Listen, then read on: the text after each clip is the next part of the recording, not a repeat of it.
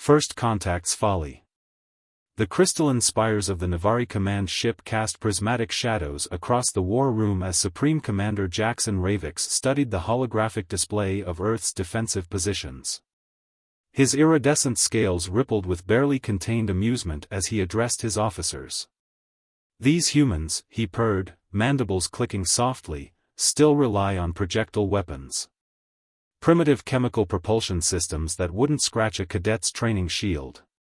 His seven-fingered hand gestured dismissively at the tactical overlay showing human military installations across the North American continent. Below, in the dense forests of the Cascade Range, Scout Sniper Taryn Winters lay motionless under her adaptive camouflage netting. The experimental XM-407 anti-material rifle before her represented humanity's latest advancement in weapons technology. Every component had been crafted with one purpose: to prove Ravix catastrophically wrong. "Team Phantom, maintain position," Lieutenant Colonel Marcus Rivera's voice whispered through her neural implant. "Continue gathering intel on shield modulation patterns." Winters acknowledged with a subtle eye movement, triggering her neural response system. Through her quantum-enhanced scope, she watched as Navari patrol units swaggered through their perimeter checks, their arrogance evident in their casual movements and minimal security protocols. The Navari had arrived 6 months ago, their massive ships darkening skies across the globe. Their initial diplomatic overtures had quickly revealed themselves as thinly veiled demands for Earth's submission. When humanity refused, their response was swift and devastating, but not complete. "Their resistance is almost admirable," Ravix continued, addressing his subcommanders. "But ultimately futile. Our shield technology alone is centuries beyond their capabilities. Combat Commander Nixus, what losses have we sustained in the last orbital cycle?" A sleek, cybernetically enhanced Navari stepped forward, her battle-scarred carapace gleaming under the ship's ambient lighting. "None, Supreme Commander. Their most powerful conventional weapons disperse harmlessly against our basic infantry shields. We've lost more troops to environmental hazards than enemy action." Winters allowed herself a small smile. The Navari's greatest weakness wasn't in their technology, it was in their minds. Centuries of technological superiority had bred a military doctrine based on overwhelming force and impenetrable defenses. They hadn't fought a real war in generations. They'd forgotten the fundamental lesson that every human soldier learned in basic training: adaptation is survival. "Project Achilles is ready for field testing," Rivera's voice returned, barely above a whisper in her mind. "Command confirms the calculations. Their shield harmonics follow predictable patterns, just like everything else about their operations. You're authorized to proceed with Phase 1. The XM-407 represented a radical departure from conventional anti-material rifle design. Instead of trying to brute force through Navari shields, it exploited their fundamental operating principles. Each round contained a quantum-entangled core that could match and disrupt shield frequencies at the subatomic level. Winters watched through her scope as a Navari patrol approached her sector. Their formation was perfect, their equipment immaculate, and their sensor sweeps were fundamentally flawed. They checked for heat signatures, motion, and electronic emissions, but they never looked for the absence of natural background radiation. The adaptive camouflage didn't just hide her presence, it created a perfect reproduction of what should be there. Their arrogance will be their downfall, she thought, making final adjustments for wind speed and gravity variations. The quantum core in her first round was already synchronizing with the patrol leader's shield frequency. Above, in his command center, Ravix was preparing to issue orders for the next phase of their conquest when his tactical officer interrupted with news of unusual energy readings from the forest below. The Supreme Commander didn't even have time to feel concerned, he'd been trained to trust in the impenetrability of Navari defensive technology. That unshakable trust was about to become the first casualty in humanity's counteroffensive. Precision and pride. The first shot from Winters' XM-407 shattered more than just the Navari patrol leader's shield, it shattered their entire paradigm of warfare. The quantum-entangled round phased through the supposedly impenetrable defense barrier and found its mark with devastating precision. The patrol leader dropped without a sound, their iridescent armor suddenly dulled. Chaos erupted among the remaining Navari soldiers. Their training had never accounted for shield failure. Even their combat doctrines were built around the assumption of technological invulnerability. As they scrambled for cover, Winters was already cycling her next round. Impossible. Combat Commander Nixis slammed her cybernetic fist against the tactical display. Supreme Commander, we're receiving reports of shield penetration in Sector 7. Our troops are taking actual casualties. Ravix's scales shifted from their usual luminescent blue to a darker shade of concern. Deploy the Sentinel units. I want whatever weapon they're using found and destroyed. No human technology should be capable of this. But the Sentinel units would be searching in vain. Winters had already relocated, using pre-planned routes that avoided the Navari standard sensor sweep patterns. Lieutenant Colonel Rivera's voice crackled through her neural link, outstanding work, Phantom Lead. Phase 1 confirmed successful. Proceed with Phase 2, let's show them what happens when you underestimate humanity. Across the battlefield, other members of Team Phantom emerged from their hidden positions. Each carried a variant of the XM-407, calibrated to different shield frequencies. The Navari's standardized defense systems, once their greatest strength, had become their greatest vulnerability. They're adapting their shield frequencies, Winters observed through her quantum scope, watching as emergency protocols finally kicked in. Just as predicted. She switched to her secondary targeting system, which displayed the complex mathematical patterns of Navari shield modulation. Their technology was advanced, but it was also predictable, bound by the same mathematical principles that governed all energy systems.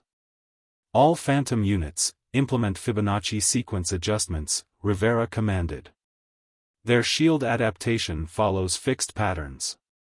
Exploit the gaps. The next wave of shots found their marks with surgical precision. Each time the Navari adjusted their shields, human snipers were already calculating the next frequency shift. It was a deadly dance of mathematics and marksmanship. In the command ship, Ravix watched in growing horror as casualty reports flooded in. His perfectly orchestrated invasion was unraveling. How? He demanded. How are they doing this?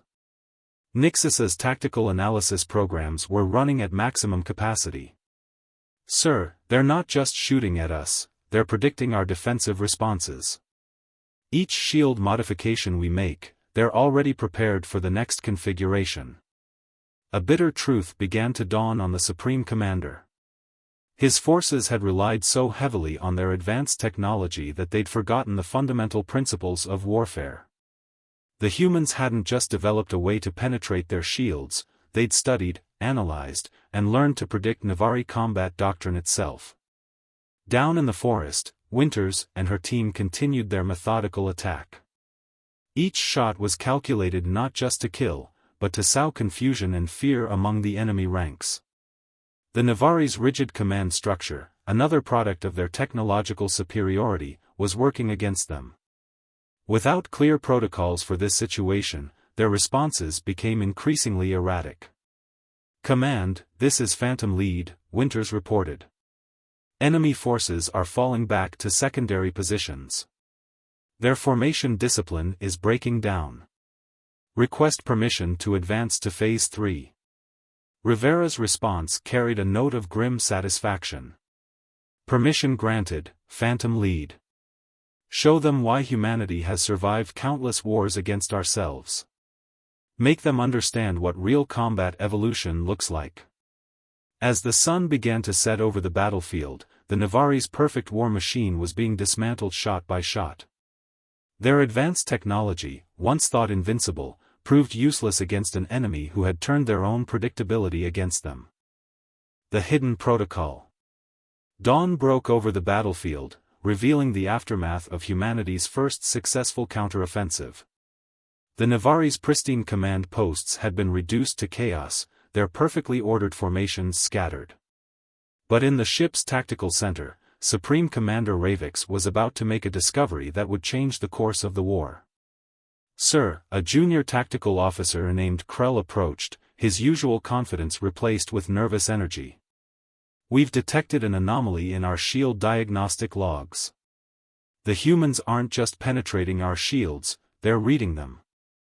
Ravix's attention snapped to the holographic display as Krell expanded his findings. The humans had somehow developed technology to analyze and predict Navari shield harmonics. Each failed defensive pattern told them exactly how the next one would form. Meanwhile, deep within a hidden underground facility, Lieutenant Colonel Rivera stood before a wall of quantum computers. Each machine was dedicated to processing the massive amounts of data collected by Team Phantom's specialized scopes. "The Navari are catching on," he addressed the assembled human commanders. "But they don't understand just how deep our analysis goes. Dr. Olivia Santos, please brief them on Project Oracle." A woman stepped forward, her eyes glowing with subtle neural enhancements. "The Navari's entire military technology is built on a single fundamental protocol, what we're calling the Harmony Principle. Their shields, weapons, even their ships all operate on synchronized frequency patterns." She gestured at the streams of data flowing across the screens. "They achieved technological supremacy and stopped innovating. Every piece of their military hardware is standardized, optimized, and predictable. We've mapped their entire technical foundation." Back in the field, Winters and her team were already implementing this knowledge. Each sniper's neural implant was now connected to the quantum computing network, receiving real-time predictions of Navari defensive responses. "Target acquired," Winters subvocalized, her scope locked onto a Navari heavy weapons platform. "Running Harmony analysis." The platform's shield shimmered with complex energy patterns, but to Winters' enhanced vision, they might as well have been reading a book. The quantum core in her rifle was already calculating the next 3 frequency shifts. "What they see as perfect synchronization, we see as perfect predictability," Dr. Santos continued her briefing. "Every shot we take teaches us more about their systems. Every defensive reaction gives us more data to work with." In orbit, Ravix was reaching a similar but far more terrifying conclusion. "They've weaponized our efficiency," he growled, watching as another defensive position fell to the human snipers. "Everything we perfected, they're using against us." Combat Commander Nixis, her cybernetics struggling to process the tactical implications, proposed the unthinkable. "Sir, we need to introduce randomness into our defensive systems. Break the harmony." "Break the harmony?" Ravix's scales flickered with shock. "That would reduce our military effectiveness by at least 60%. Our entire combat doctrine is based on synchronized operations." "Better that than complete defeat," Nixis countered, displaying the mounting casualty reports. Unknown to the Navari command, this conversation was being monitored. Every word, every suggestion of changing their protocols, was feeding into Project Oracle's predictive models. "They're going to try breaking their own systems," Rivera announced to his team. "That's exactly what we wanted." "Dr. Santos?" The scientist smiled. "The more chaos they introduce into their systems, the more vulnerable they become. They've operated in perfect harmony for so long, they don't know how to fight without it." Winters received the update through her neural link. The Navari were about to attempt random shield modulation, exactly as predicted. Her rifle's quantum core had already been programmed for this contingency. "All Phantom units," Rivera's voice echoed in their minds, "prepare for Phase 4. The enemy is about to do something desperate. Show them why humans excel at chaos." As the sun climbed higher, the battlefield was about to witness a fundamental truth. In their pursuit of perfect technological harmony, the Navari had forgotten that warfare is inherently chaotic. Humanity, forged in countless conflicts, was about to teach them this lesson at a terrible cost. Breaking the shield. The Navari's attempt to randomize their shield frequencies had exactly the effect humanity's strategists had predicted: chaos within their own ranks. Across the battlefield, their once synchronized units struggled to maintain cohesion as their defensive systems fought against centuries of standardized protocols. Supreme Commander, Krell's voice shook as he delivered his report. Implementing random shield modulation has reduced our combat effectiveness by 78%. That's even worse than our projections. Ravix stood motionless before the tactical display, watching as his perfect military machine began to tear itself apart. The randomization wasn't just affecting their shields, it was disrupting the harmonic resonance between all their systems. Communications became erratic, weapon synchronization failed, and coordination between units broke down completely. On the ground, Winters observed the deteriorating Navari formation through her scope. "They're fighting their own technology now," she reported to Rivera. "Their entire combat doctrine is collapsing. All units, execute Operation Avalanche." Rivera's command came through the neural network. "Hit them while their systems are in flux." Team Phantom's enhanced rifles had been recalibrated for this exact scenario. The quantum cores no longer needed to match specific frequencies, they could now exploit the growing gaps in the Navari's desynchronized defenses. Each shot found its way through shields that were actively fighting against their own protocols. Dr. Santos monitored the data streams from her command center, watching as the Navari military structure unraveled. "Their entire civilization is built on technological harmony," she explained to the assembled officers. "By forcing them to break that harmony, we've done more than just weaken their defenses, we've shaken their fundamental understanding of warfare." Combat Commander Nixis desperately tried to restore order among her troops. "Maintain formation," she commanded, but the words rang hollow. Their formation protocols were designed around synchronized shield harmonics. Without that synchronization, centuries of tactical doctrine became meaningless. "They're retreating to their secondary command posts," Winters observed, her quantum scope tracking the chaotic withdrawal. "But their movement patterns are erratic. They have no protocols for this situation." Rivera's voice carried a note of grim satisfaction. "Press the advantage. Show them what happens when real warriors face soldiers who've never known true combat." The human forces moved with practiced precision, each team coordinating through their neural networks. Unlike the Navari, they didn't rely on technological harmony, they adapted to chaos, embraced it, used it to their advantage. Every confusing situation, every breakdown in enemy coordination, became an opportunity. In orbit, Ravix received increasingly desperate reports from his ground forces. The humans weren't just defeating them, they were systematically dismantling every advantage the Navari had relied upon. His own tactical officers were now questioning centuries of military doctrine. "Sir," Krell ventured, "perhaps we should consider a strategic withdrawal? To reassess our fundamental approach to warfare?" The Supreme Commander's scales had lost all color, faded to a dull gray of defeat. "How?" he whispered. "How did we not see this coming? We spent centuries perfecting our technology, making it absolutely harmonious."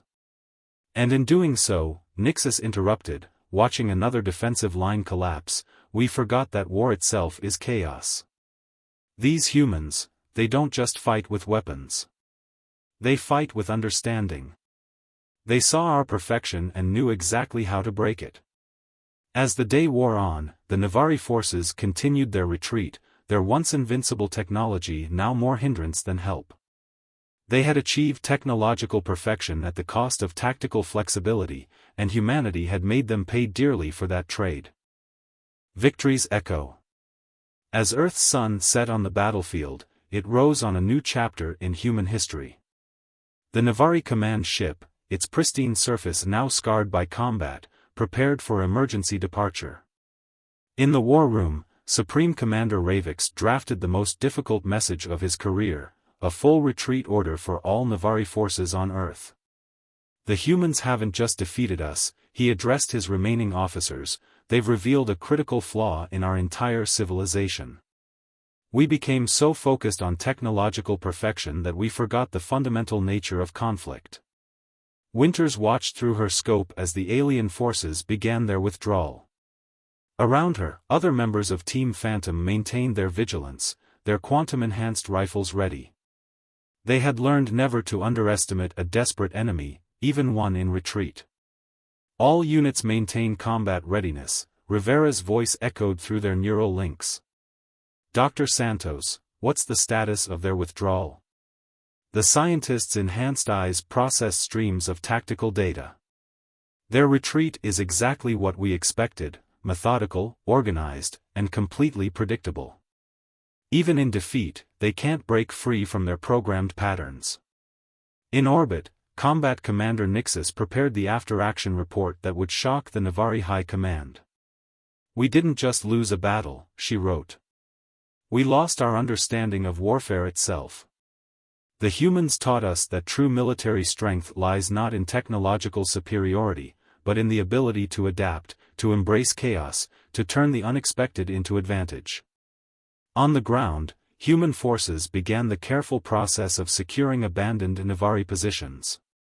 Each piece of left-behind technology would be studied, not just for its capabilities, but for the mindset it revealed. The humans hadn't just won a victory, they had gained insight into a civilization that had forgotten the true nature of combat. "Command, this is Phantom Lead," Winters reported, watching the last Navari transport lift off. "Operation Hubris is complete. Enemy forces are in full retreat." Rivera's response carried both pride and caution. "Outstanding work, all units. But remember, this victory wasn't about superior technology or firepower. It was about understanding. We didn't just defeat their weapons, we defeated their assumptions." Dr. Santos addressed the gathered military leadership in the underground command center. The Navari's greatest weakness wasn't in their shield harmonics or their synchronized systems. It was in their belief that warfare could be reduced to perfect mathematical equations. They forgot that the greatest military asset isn't technology, it's the human ability to adapt, to think creatively, to embrace imperfection. As the Navari ships disappeared into the upper atmosphere, Ravix made one final entry in his command log: "We came to Earth believing we were invincible, that our technological superiority made victory inevitable. Instead, we learned that true strength lies not in having perfect weapons, but in understanding how to use imperfect ones perfectly. The humans didn't just defeat our technology, they defeated our entire philosophy of warfare." Back at the forward operating base, Team Phantom gathered for debriefing. Winters cleaned her rifle, reflecting on how this victory would change humanity's place in the galaxy. They had proved that technological superiority alone doesn't determine the outcome of warfare. Human ingenuity, adaptability, and understanding of combat's chaotic nature had prevailed against seemingly insurmountable odds. "The Navari will be back," Rivera addressed his troops. "They'll try to learn from this defeat, to adapt their perfect systems to account for chaos. But they'll never truly understand what makes humanity strong. We don't just survive chaos, we thrive in it. We don't just adapt to challenges, we evolve through them." As night fell over the battlefield, humanity celebrated not just a military victory, but a philosophical one. They had proved that the greatest weapon in warfare isn't technology, but understanding. The Navari had brought perfect weapons to Earth, but humanity had shown them that imperfection, adaptability, and creativity were far more powerful forces in the universe.